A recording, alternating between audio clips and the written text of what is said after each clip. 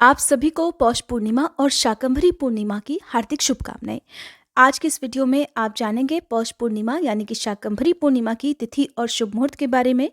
व्रत कब रखना चाहिए, स्नान दान कब करना चाहिए, इस दिन चंद्रोदय का समय क्या रहेगा। साथ ही आप सुनेंगे व्रत की कथा और जानेंगे पूजा विधि के बारे में। इस बार साल 2023 में 6 जनवरी शुक्रवार के दिन पौष पूर्णिमा है और व्रत भी इसी दिन रखा जाएगा। इस दिन श्री सत्यनारायण भगवान का व्रत रखकर सत्यनारायण भगवान की कथा भी पढ़ी और सुनी जाती है। पूर्णिमा तिथि प्रारंभ होगी 6 जनवरी शुक्रवार को तड़के 2:15 से और समाप्त होगी 7 जनवरी शनिवार को सुबह 4:37 पर।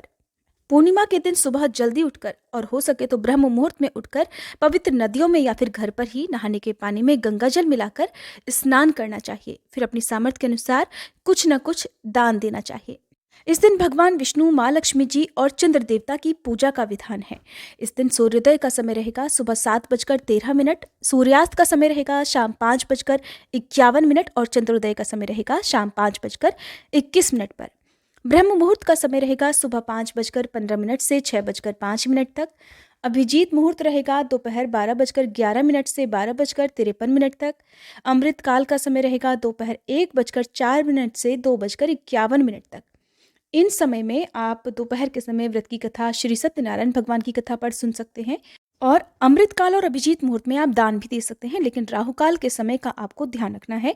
राहु काल सुबह 10:30 से लेकर 12 बजे तक रहेगा। तो ऐसे में आप राहु काल के समय का जरूर ध्यान रखें। इस समय में कोई भी दान, पुण्य संबंधी, कोई भी शुभ कार्य संबंधी कोई भी काम नहीं करना चाहिए। इस दिन जो लोग व्रत रखते हैं वो शाम को चंद्र देवता की पूजा करके, चंद्र दर्शन करके अपना उपवास खोल सकते हैं। इस दिन भगवान को खास तौर पर पीले फल, पीले फूल अर्पित किए जाते हैं। और क्योंकि ये दिन माँ शाकंभरी को भी समर्पित होता है और माँ शाकंभरी वनस्पति की देवी कहलाती हैं, इसलिए खास तौर पर पूजा में हरी शाक सब्जी यानी कि पत्तेदार सब्जियां रखनी चाहिए और उनका दान किसी निर्धन जरूरतमंद व्यक्ति को करना चाहिए।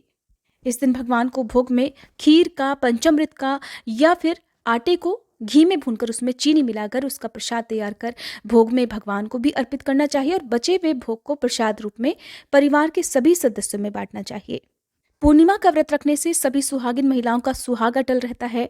निसंतानों को संतान सुख की प्राप्ति होती है। जिन्हें मानसिक तनाव रहता हो या जीवन में किसी भी प्रकार की समस्या हो, अगर भगवान पर विश्वास रखकर पूर्णिमा के व्रत रखे जाएं और विधि विधान से नियमों का पालन किया जाए तो जीवन की सभी समस्याएं भगवान की कृपा से दूर होती हैं। अब कथा के माध्यम से जानते हैं कि पौष पूर्णिमा का हमारे हिंदू धर्म में इतना खास महत्व क्यों है। पौराणिक कथा के अनुसार प्राचीन समय में हिरण्याक्ष वंशी दुर्गम नामक दैत्य ने वेदों को नष्ट करने के उद्देश्य से हिमालय पर घोर तप किया और सोचा कि वेद नहीं रहेंगे तो देवता भी नहीं रहेंगे। जब 1000 वर्ष बाद ब्रह्मा जी ने प्रसन्न होकर उससे वर मांगने को कहा तो दुर्गमासुर बोला, हे सुरेश्वर, सब वेद मेरे पास आ जाएं, मुझे वह बल दीजिए जिससे मैं देवताओं को पराजित कर सकूं। ब्रह्मा जी ने तथास्तु कहा और सत्यलोक को चले गए। तब सभी ब्राह्मण वेदों को भूल गए। इससे स्नान, संध्या, नित्य होम, यज्ञ, श्राद्ध, जप आदि वैदिक क्रियाएं नष्ट हो गई। सारे भूमंडल में हाहाकार मच गया। इस प्रकार समस्त संसार में घोर अनर्थ उत्पन्न हो गया। देवताओं को यज्ञ में हवि का भाग मिलना बंद होने से वे भी शक्तिहीन हो गए और उन्हें जर्जर बुढ़ापे ने घेर लिया। देवता दुर्गम के वज्र समान शरीर के कारण युद्ध करने में असमर्थ होकर छुप गए। तब उस दैत्य ने अमरावती नगरी को अपने अधिकार में कर लिया। पर्वत की कंदराओं और शिखरों पर जहां भी स्थान मिला वहीं रहकर देवता पराशक्ति का ध्यान करते हुए अपना समय बिताने लगे। अग्नि में हवन न होने से वरुण देव को हवि न मिलने से वर्षा भी बंद हो गई, जिसके कारण घोर सूखा पड़ गया। पृथ्वी पर जल की एक बूंद भी नहीं बची। कुएं, बावड़ियां, पोखरे, नदियां आदि सब सूख गए। ऐसी अनावृष्टि से कई वर्ष बीत गए। बहुत सी प्रजा, गाय, भैंस आदि पशु, पक्षी प्राणों से हाथ धो बैठे। घर घर में मनुष्यों के शव बिछ गए। ऐसे भीषण अनिष्टप्रद समय में ब्राह्मण समाधि, ध्यान, पूजा द्वारा माँ जगदम्बा की उपासना करने लगे। सब माँ का ध्यान करने लगे कि हे परमेश्वरी, दया करो। सबके भीतर निवास करने वाली हे देवेश्वरी, आपकी प्रेरणा के अनुसार वह दुष्ट दैत्य सब कुछ करता है, अन्यथा वह कर ही क्या सकता था। हे देवी, प्रसन्न हो जाओ, हम आपको प्रणाम करते हैं। स्कूट स्वरूपा, चिद्रूपा, वेदांत वेद्या तथा भुवनेशी, आपको बारंबार नमस्कार है। संपूर्ण आगम शास्त्र नेति नेति कहकर जिनका संकेत करते हैं, उन सर्व कारण रूपिणी देवी की हम शरण में हैं। इस प्रकार देवों द्वारा स्तुति किए जाने पर भगवती पार्वती ने, जो भुवनेशी और महेशी नाम से भी विख्यात हैं, अपनी अनंत आंखों से संपन्न दिव्य रूप के दर्शन कराए। उनका वह विग्रह कज्जल के पर्वत के समान था।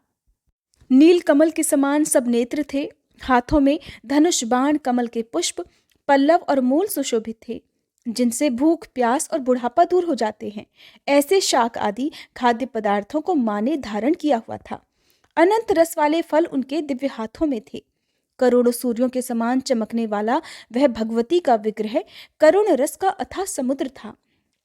ऐसी झांकी सबके सामने दिखाने के पश्चात जगत की रक्षा में तत्पर रहने वाली करुणाद्र हृदया मां अपनी उन अनंत आंखों से सहस्त्रों जल धाराएं गिराने लगी। उनके नेत्रों से निकले जल द्वारा पौष शुक्ल अष्टमी से पौष पूर्णिमा तक त्रिलोकी पर महान वृष्टि अर्थात वर्षा होती रही। संपूर्ण प्राणियों को दुखी देखकर भगवती की आंखों से आंसू के रूप में ये जल गिरा था। जल पीने से प्राणियों को बड़ी तृप्ति हुई। संपूर्ण औषधियां भी उस जल से उत्पन्न हो गई। नदी और समुद्र बढ़ गए। जो देवता उस दैत्य के भय से पहले लुक छिपकर रहते थे, वे भी बाहर निकल आए। सभी देवों और ब्राह्मणों ने एक साथ मिलकर देवी भगवती की स्तुति की। स्तुति से प्रसन्न होकर इन भगवती शिवा ने अनेक प्रकार के शाक, स्वादिष्ट फल अपने हाथ से उन्हें खाने के लिए दिए। तरह तरह के अन्न उनके सामने उपस्थित कर दिए। पशुओं के खाने योग्य कोमल और अनेक रसों से संपन्न नवीन तृण भी उन्हें देने की कृपा की। उसी दिन से इन मां भगवती का नाम शाकंभरी पड़ गया।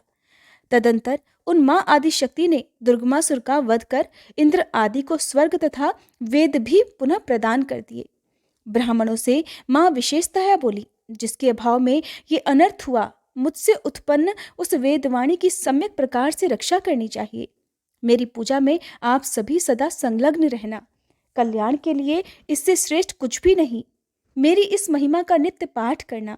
मेरे हाथ से दुर्गम नामक दैत्य का वध हुआ है, इसलिए मेरा एक नाम दुर्गा है। मैं ही शताक्षी कहलाती हूँ। जो मेरे इन नामों का उच्चारण करता है, वह माया को छिन्न भिन्न करके अंत में मेरा स्थान पा लेता है। इस प्रकार पौष पूर्णिमा के दिन मां शाकंभरी की ये व्रत कथा पढ़ी और सुनी जाती है। मां शाकंभरी की कथा के द्वारा हम प्रकृति का संरक्षण करने का भी संकल्प जरूर लें, क्योंकि ये प्रकृति, पेड़ पौधे, नदियां, फल सब्जी, अन्न पानी, वेद, ये सब मूल प्रकृति रूपिणी शाकंभरी दुर्गा भगवती की ही देन है। हमारे देश में मां शाकंभरी के 3 शक्तिपीठ हैं। पहला शाकंभरी मां का प्रमुख स्थल राजस्थान के अरावली पर्वत के बीचों बीच सीकर जिले में उदयपुर वाटी के पास सकराय माताजी के नाम से विश्वविख्यात है। दूसरा स्थान राजस्थान में ही सांभर जिले के पास शाकंभर के नाम से स्थित है। तीसरा स्थान उत्तर प्रदेश के मेरठ के पास सहारनपुर में 40 किलोमीटर की दूरी पर स्थित बेहट पर है। बेहट स्थित इस सिद्धपीठ में बने माता के पावन भवन में मां शाकंभरी देवी, भीमा देवी, भ्रामरी देवी और शताक्षी देवी की प्रतिमाएं स्थापित हैं।